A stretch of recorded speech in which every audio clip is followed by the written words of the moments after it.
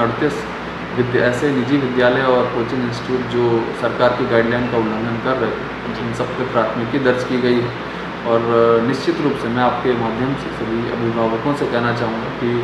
ऐसे कोचिंग संस्थान और प्राइवेट स्कूल्स या कोई भी स्कूल्स के आप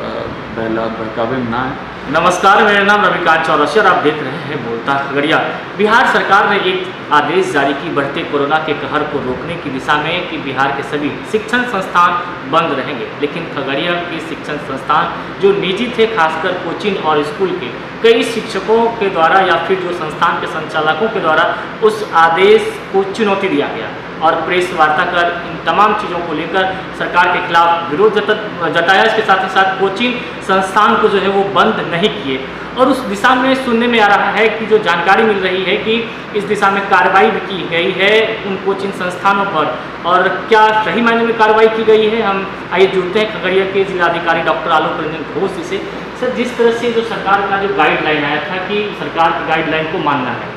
क्या खगड़िया में माना जा रहा है? सरकार का जो गाइडलाइन है वो सर्वोपरि है और जो भी गाइडलाइन जारी किया गया है काफ़ी विमर्श और सोच विचार के उपरांत किया गया है। पिछले वेव में हम लोग जान रहे हैं कि स्कूल्स लगभग 1 साल से बंद थे और हम लोग चाह रहे थे कि जैसे इसकी संख्या कुछ कम हो और ये संभव हो कि ऐसे संस्थानों को खोला जा सके ताकि शिक्षा प्रभावित ना हो, तो इसको बीच में खोला भी। लेकिन खोलने के उपरांत पुनः जब केसेस में वृद्धि हुई और हाल फिलहाल जो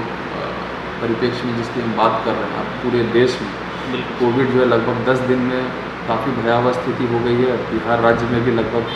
5000 के आसपास केस पॉजिटिव प्रतिदिन आने शुरू हो गए और मृत्यु का दर भी जो लगभग समाप्त हो गया था वो पुनः प्रारंभ हो चुका है। ऐसे में बच्चे जो कि काफ़ी ज़्यादा प्रोन होते हैं और ऐसी बीमारी के लिए हम लोग चाहते हैं कि उनको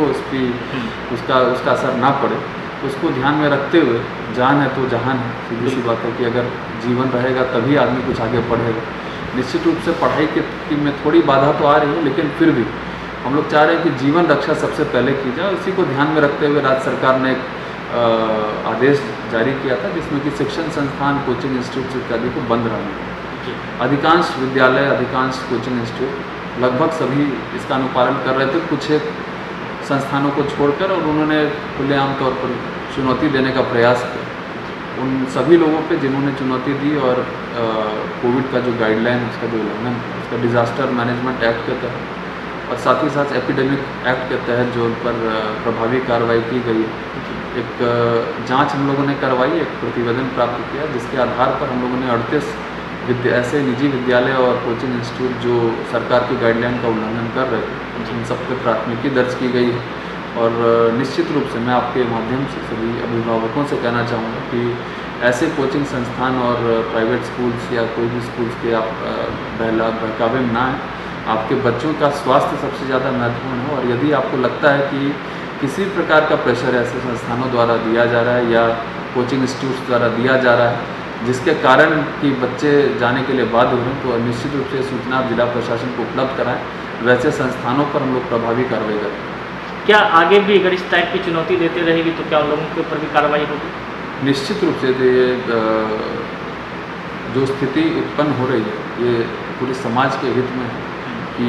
अभी खासकर जब इतनी स्थिति गंभीर है तो लोग ना निकलें, बच्चे खासकर बाहर ना निकलें। जो भी जिला प्रशासन को, राज्य सरकार को उसके आदेश को चैलेंज करने का प्रयास करेगा, इस पर हम लोग निश्चित रूप से प्रभावी कार्रवाई करेंगे और यथासंभव यदि कोई अन्य कार्रवाई भी की जानी है जिससे कि इसको कंट्रोल किया जा सके तो उसको करेंगे। अभी फ़िलहाल हम लोग अपील के माध्यम से सब लोग से अनुरोध कर रहे हैं। बच्चे हैं, कई बार